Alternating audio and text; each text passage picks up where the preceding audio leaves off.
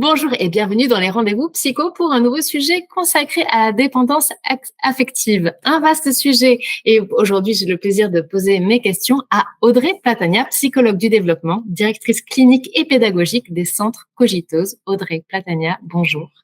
Bonjour Émilie, merci beaucoup de m'avoir de nouveau invitée. C'est un plaisir de vous recevoir pour traiter de ce sujet bien complexe. Alors tout d'abord, pour mieux comprendre, qu'est-ce que la dépendance affective ? Alors, la dépendance affective, déjà, on peut la définir par son inverse, qui est l'autonomie affective, d'accord? Donc, la dépendance affective, en fait, c'est ce besoin existentiel, viscéral, de se brancher au lien, de se brancher à l'autre pour avoir ce sentiment profond de sécurité dans notre vie.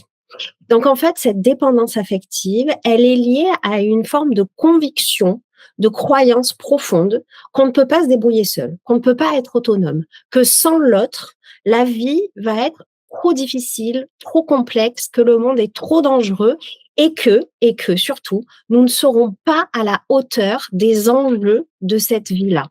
Donc, dans la dépendance affective, il y a aussi une forme de manque profond de confiance en soi, où on a la sensation que l'autre sera de toute façon plus fort, plus apte, plus capable. Il y a un vrai sentiment d'inaptitude à vivre seul et à se confronter aux enjeux de la vie de manière autonome.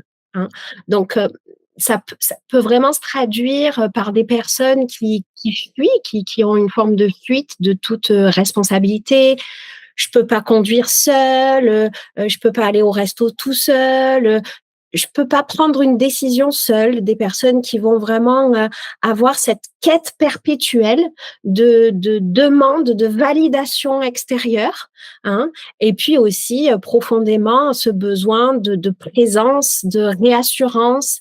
Est-ce que tu seras toujours là pour moi? Est-ce que tu seras toujours disponible? Hein? Donc, c'est vrai qu'en corollaire, on a dans cette dépendance affective un profonde angoisse de séparation et une crainte de l'abandon, de la perte du lien à l'autre, parce que si tu t'éloignes, je vais m'anéantir, j'y arriverai plus tout seul. Hein. C'est vraiment ça, cette conviction au fond de la dépendance affective. D'accord. Et qu'est-ce qui crée cette dépendance, justement ? Alors, on parle de schéma en fait. On parle de schéma d'être avec soi-même, d'être avec les autres, d'être avec le monde. Ces schémas-là trouvent leur origine dans ce qu'on appelle le style d'attachement. Donc, on peut vraiment prendre ce cadre-là pour penser les choses, qui est un cadre théorique vraiment puissant, qui sont les théories d'attachement. Donc, quand on parle de théorie de l'attachement, on parle pas d'amour. Hein. C'est pas, j'ai pas été aimée par mes parents ou on m'a pas suffisamment aimée. C'est vraiment un style interactionnel. C'est comment la relation va se tisser entre moi et mes parents, ou en tout cas mes caregivers, c'est-à-dire ceux qui sont là pour prendre soin de moi. Donc, la théorie de l'attachement, on peut la résumer presque à une question, c'est est-ce qu'il y a quelqu'un, est-ce que tu seras là pour entendre mes besoins émotionnels, entendre mes besoins affectifs, est-ce que tu seras disponible, est-ce que tu vas tenter d'y répondre le mieux que tu peux, hein. Donc ça, c'est la première question. Et après, il y a une deuxième attitude parentale qui est essentielle dans le style d'attachement, c'est de laisser après s'éloigner l'enfant. Donc, il y a vraiment ce double jeu dans l'attachement qui est de, un, construire la base de sécurité et deux, permettre à l'enfant de faire l'expérience de la vie, de s'éloigner de cette base de sécurité tout en la maintenant disponible, mais de le laisser aller vers l'autonomie, vers l'exploration du monde. Et savoir lui donner confiance aussi pour être autonome, parce qu'il sait qu'il a ce filet de sécurité-là, s'il revient, c'est un peu ça. C'est ça. Et c'est ce qui permet de construire un sentiment juste fondamental, en fait, dans nos personnalités, qui est le sentiment de sécurité. C'est-à-dire à la fois d'avoir cette sécurité profonde qu'il y aura quelqu'un qui a un lien et on est tous quelque part un peu dépendants des liens aux autres. C'est ce qui crée cette interconnexion entre nous, mais aussi cette profonde conviction que je peux m'éloigner aussi de ce lien, que je peux le distancier pour aller de manière curieuse explorer les choses, explorer le monde, voilà. Et c'est dans ce double mouvement que va se jouer l'autonomie affective. Euh, donc, en fait, après, on a plusieurs profils, on peut avoir plusieurs dysfonctionnements de ce lien d'attachement qui va amener à plusieurs formes de dépendance affective. D'accord. Mais la base, c'est vraiment le schéma parental, du coup, et cet attachement, la base, on va dire le socle global. J'imagine qu'après, il y a plusieurs cas de figure. Ouais. On a dit que c'était complexe comme sujet. Ouais, c'est complexe. C'est complexe parce que il y a en effet des schémas préférentiels, c'est-à-dire qui vont s'activer en vous et qui sont très archaïques, donc très liés en effet à des schémas précoces au niveau de votre lien à vos parents.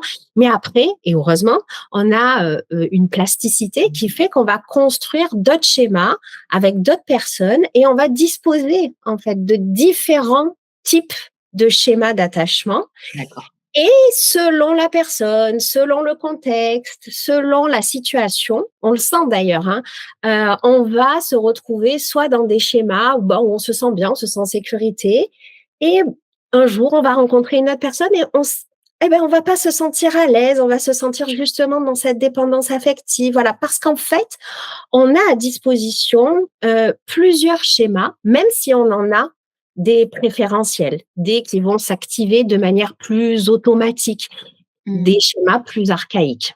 Voilà. D'accord.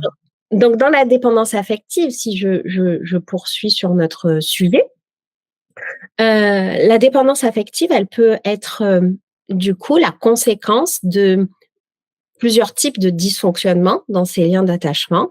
Soit en effet, on a eu des parents qui ont eu eux-mêmes du mal à répondre à nos besoins affectifs. Donc, du coup, c'est la base de sécurité qui est fragile. Donc, en fait, on n'est jamais sûr de cette sécurité affective parce que le parent a été lui-même pris par une dépression, des carences, des défaillances, des préoccupations qui font qu'il n'est pas vraiment présent aux besoins émotionnels. Des parents qui peuvent être dans une forme d'attente, d'exigence parentale trop important par rapport à l'enfant. Et là, le message, c'est plus du type pour que je sois là, il faut que tu sois comme ça. Donc, du coup, on attend quelque chose comme je peux pas être moi-même, il faut que je me transforme, il faut que je sois de telle et telle manière pour avoir la sécurité affective, donc quelque chose lié plus à l'estime de soi et à nos parts de personnalité qu'on va transformer quelque part pour essayer d'avoir ce lien affectif. Donc ça, c'est des dysfonctionnements plus liés à des failles au niveau de notre base de sécurité. Et puis après, il faut avoir toute une cohorte de personnes qui ont une base de sécurité solide, on va dire, qui disent d'ailleurs qu'ils ont une enfance heureuse, qu'ils ont un lien très fort avec leurs parents, que tout s'est bien passé avec leurs parents, et qui pourtant sont dans cette impossibilité de s'éloigner de cette base affective. Ils sont dans un besoin constant de réassurance, de collage à la base affective. Pas vouloir quitter le cocon ou c'est encore autre chose Oui, alors ça peut être ça, en effet. Donc là, on est plus dans des parents finalement qui sont eux-mêmes insécures et qui voient le monde comme trop menaçant, trop dangereux et qui, de manière parfois très subtile, souvent très subtile, dès que l'enfant va s'éloigner un petit peu, va prendre un peu d'autonomie, on a peur, on est insécure, donc on va prendre les décisions à sa place, on va devancer les besoins de l'enfant, on va anticiper, on va faire des choix à sa place, on va le conseiller parce que non, tu devrais pas faire ça parce que c'est trop risqué, moi à ta place je ferais ça.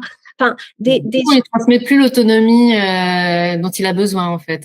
Voilà, l'autonomie et cette profonde confiance en la vie. en fait. Mmh. C'est 3 niveaux de confiance, hein. C'est la confiance en les autres, je serai toujours là pour toi. La confiance en soi, je serai toujours là pour toi, quelle que soit la personne que tu sois.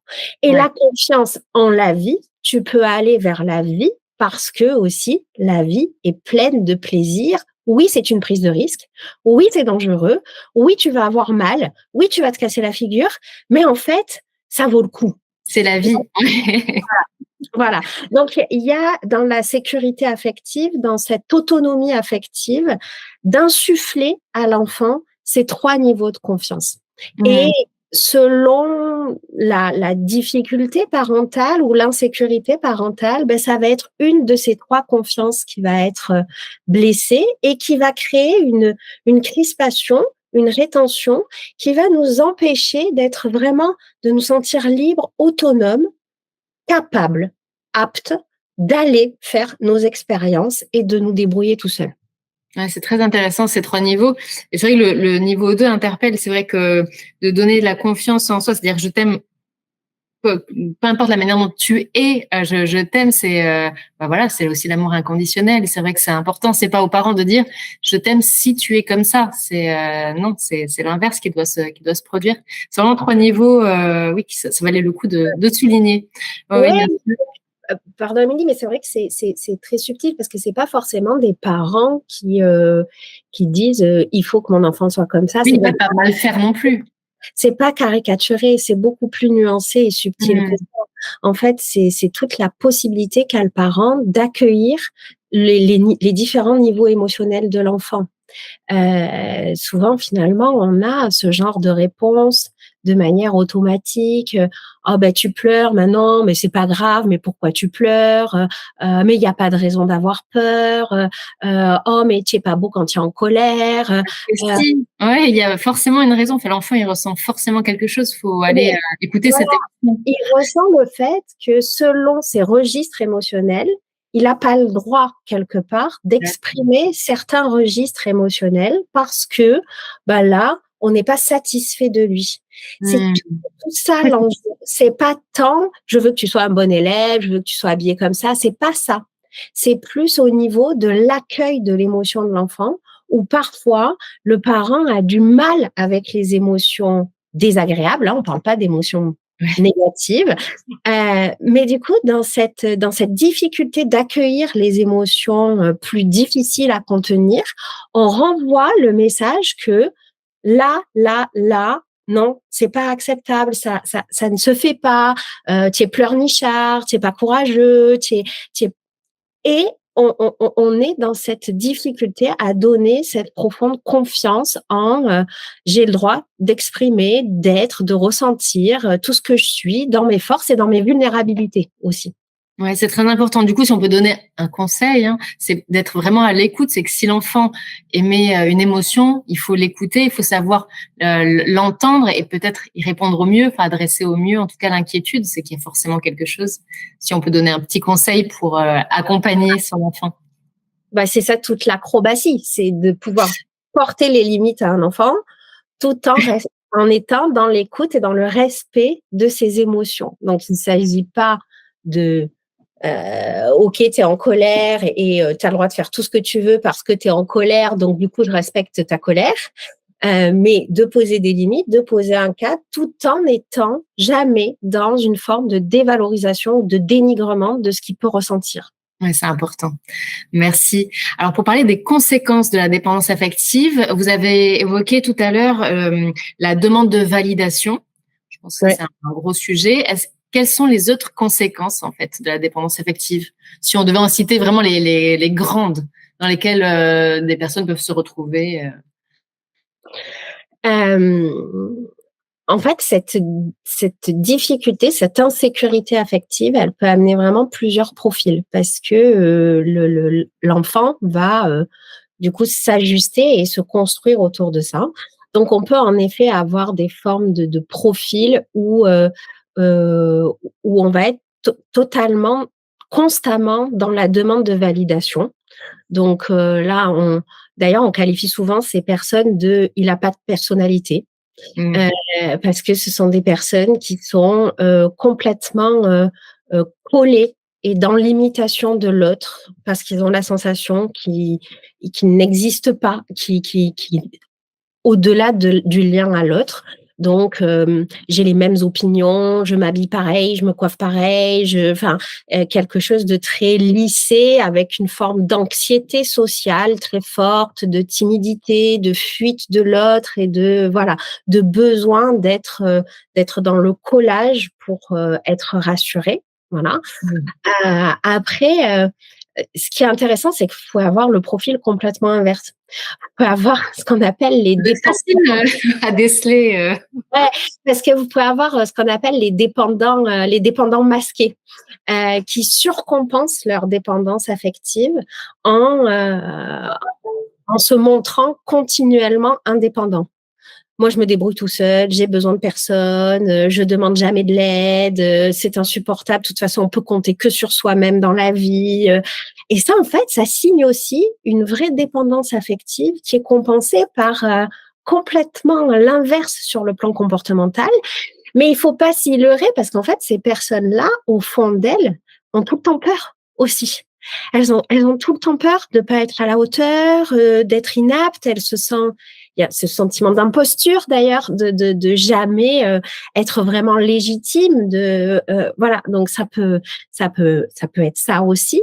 Ça peut être des personnes aussi qui sont dans une forme de contrôle beaucoup de ce qu'elles vont renvoyer aux autres. Donc ça, les dépendants un peu contrôlants, on va dire. Donc c'est plus si je suis le plus fort, si je suis la plus belle, si je suis toujours serviable, si je suis toujours généreuse, si je te donne tout, en retour, tu vas me donner aussi ah tout. oui. Vous voyez? Mmh. Peut y avoir ce profil-là aussi de personnes qui sont dans cette avidité en fait de perfection dans la relation à l'autre, mais en fait dans cette intention, on va dire affective profonde, d'avoir le retour et dans cette déception un peu continuelle que finalement c'est toujours décevant les autres parce que ils nous donnent jamais à la hauteur que ce que nous on est capable de donner. Ouais. Vous voyez? Voilà, donc il y a vraiment, c'est difficile parce que la dépendance affective, c'est la blessure au fond. Et puis après, il y a tout ce qu'on va mettre en place sur le plan de la personnalité pour tenter de la masquer, pour tenter de la compenser, pour tenter de faire avec et de survivre à cette dépendance-là. Donc, il peut y avoir plein de tableaux différents. D'accord. Dans la relation de couple, parce qu'on se dit, voilà, forcément, il y a cet attachement-là, mais dans la relation de couple, comment est-ce qu'on distingue l'amour de la dépendance affective? Qu'est-ce qui doit un petit peu mettre la puce à l'oreille en disant, là, c'est quand même fort, quoi. Il y a quelque chose un petit peu au-delà de l'amour. Mais en fait, ça n'a rien à voir avec l'amour. C'est ça. Voilà.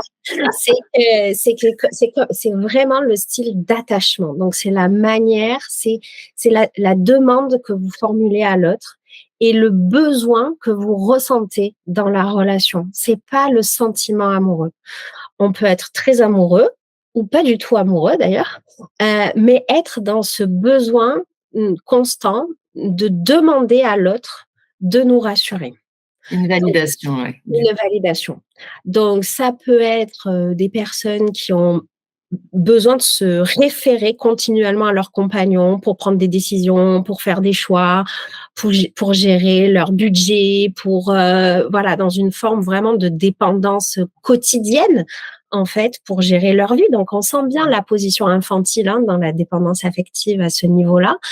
Des personnes évidemment qui peuvent être dans une forme de demande de présence continuelle et de cette impossibilité à sentir l'éloignement ou la distanciation, même quand elle est presque fantasmée, c'est-à-dire que parfois l'autre il est complètement là, mais au bout du 50e message par jour, c'est difficile et il y a une forme d'impossibilité à être, enfin, on n'est jamais rassasié en fait de cette demande de lien et de présence. Donc la jalousie évidemment, d'avoir toujours peur que l'autre s'éloigne, nous abandonne, qu'il aille trouver mieux ailleurs. Enfin, il y a plein de signaux, hein.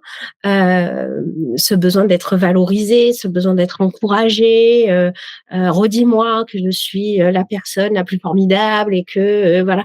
C'est un peu comme une addiction finalement quand on dit que oui, on a peur de manquer en fait. Oui. Oui, complètement. Il y a une forme d'addiction parce qu'il y a une forme de compulsion. C'est compulsif.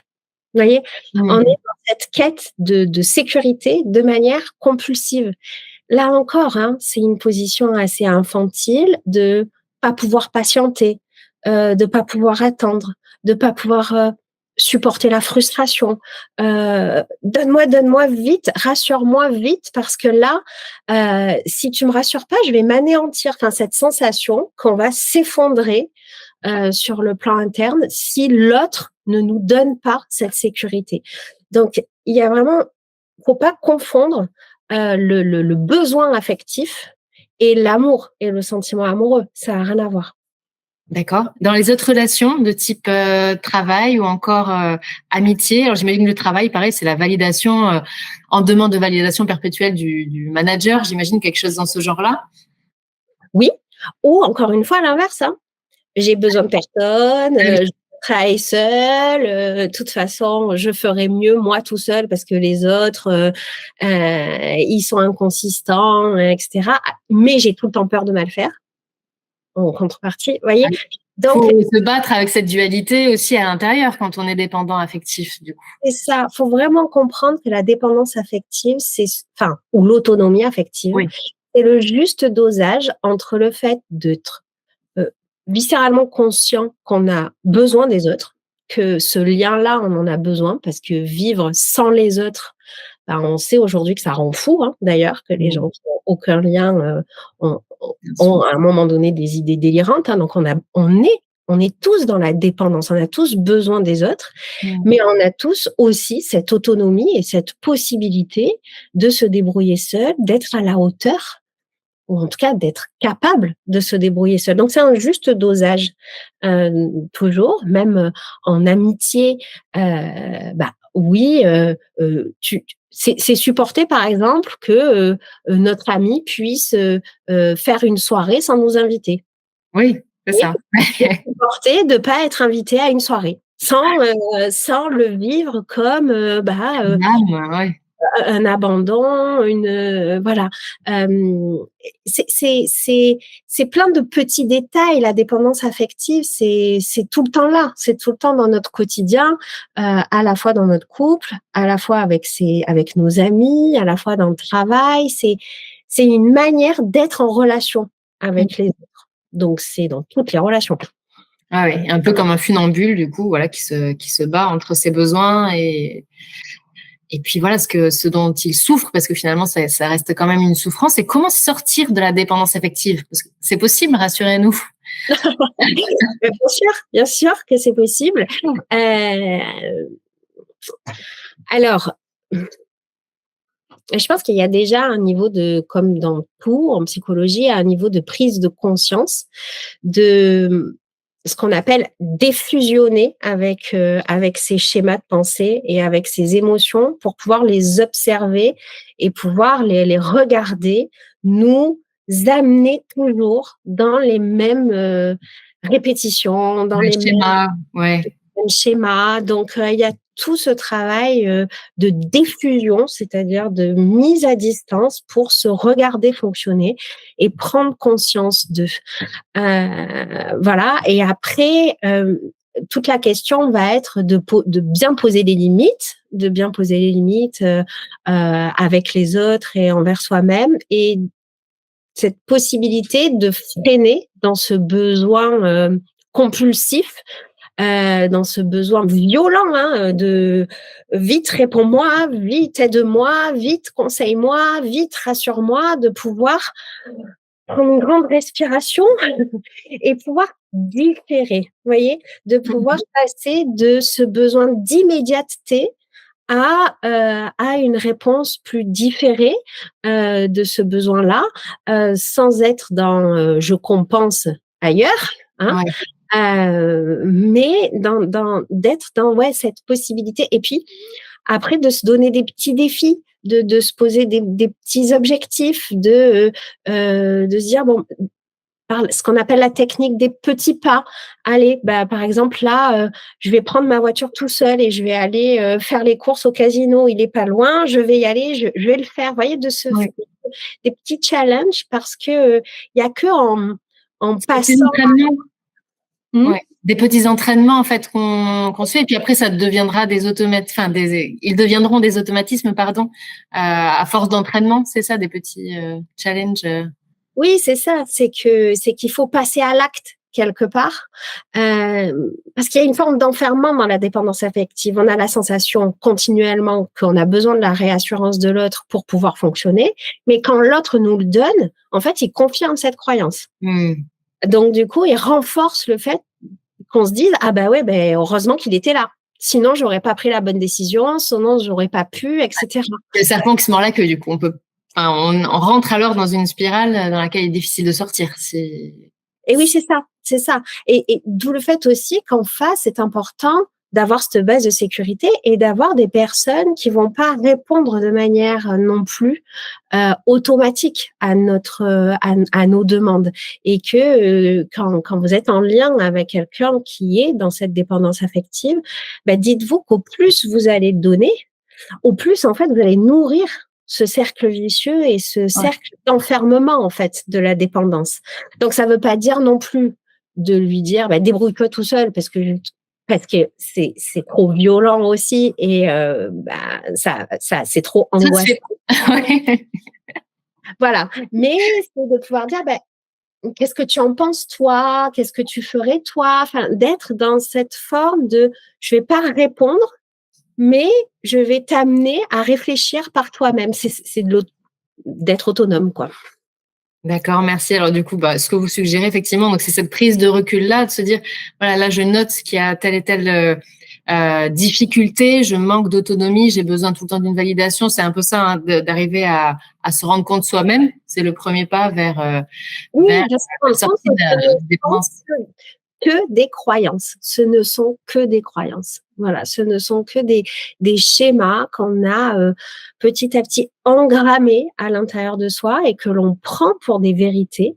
Et qui sont intimement liés à ce sentiment d'insécurité, mais qu'en réalité, on est, comme tous les êtres humains, capable d'eux, et que on a aussi des ressources qui nous permettent d'être adultes, en fait, de dépasser cette position d'enfant dans le besoin, dans l'attente de l'autre, mais qu'on est capable de supporter et de faire par soi-même. Eh bien, merci beaucoup, Audrey Platania, de nous avoir éclairci sur ce sujet-là, très intéressant, très complexe. Hein, on l'a évoqué, et puis surtout, voilà, vous avez donné les pistes pour les personnes qui se sentent peut-être en souffrance ou qui ressentent des difficultés en tous les cas. Et si bien sûr on ressent un mal-être ou qu'on ressent des difficultés justement par rapport à nos relations, il faut pas hésiter à se rapprocher d'un professionnel qui pourra un petit peu aiguiller, Oui, bien sûr. voilà, sur ce qu'il faudrait faire ou améliorer ou donner ce petit genre d'exercice. Mais en tous les cas, ne pas hésiter à se rapprocher d'un professionnel puisqu'il ne faut pas rester tout simplement seul face à une souffrance. Audrey Patana, comment peut-on vous contacter? Bien, je travaille au centre Cogiteuse, donc on est des psychologues et des neuropsychologues qui travaillent ensemble hein, autour de la psychologie pour les enfants, les ados, les adultes. Donc via le site internet, vous trouverez tous les renseignements pour nous contacter.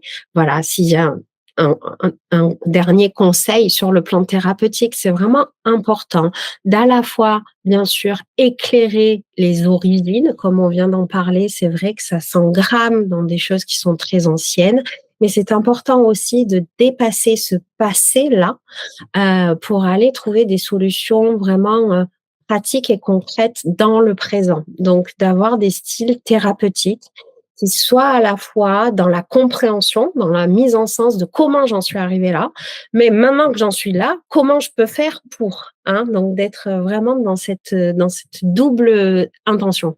Ouais, du coup, c'est vraiment un travail que vous faites Oui, avec la personne qui vient vous voir et vous avez toutes les clés, hein, vous venez de le dire, pour aider les personnes en souffrance à aller de l'avant, à devenir des adultes tout à fait épanouis dans leur vie personnelle et professionnelle, du coup. Eh bien, merci beaucoup. Bien sûr, toutes les informations pour contacter Audrey Platena ou l'un des centres Cogitos dans le descriptif de la vidéo. Un grand merci à nouveau merci Émilie, merci, c'est toujours un plaisir. et merci à toutes et à tous. À très bientôt. Au revoir.